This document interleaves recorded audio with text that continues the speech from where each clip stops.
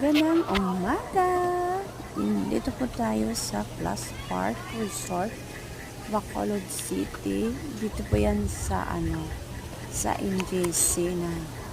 Yan. Sino pong malapit dyan? Umiikot-ikot lang po ako sa paligid ng Plus Park.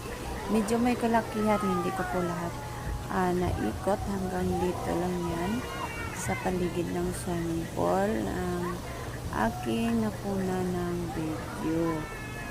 Ayan, nahiya naman po tayong maraming tao doon. Ayan, nag-swimming po sila lahat. Ang ganda dito. Ang hinanap ko dito yung yung mga bulaklak na umiilaw. Yan ang gusto ko sanang pinuntahan dito, yung pag-open nito kasi medyo mahal. Umulan na. Wala tayong pera. Ngayon, mayroon na.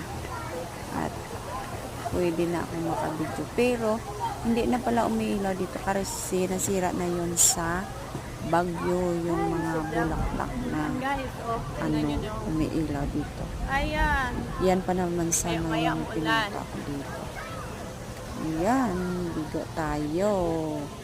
Kasi gusto kong yung mga bulaklak na umiilaw kagaya ng Cebu, mga katindera. Sino po yung malapit dito? Mura lang po dito, 300 lang.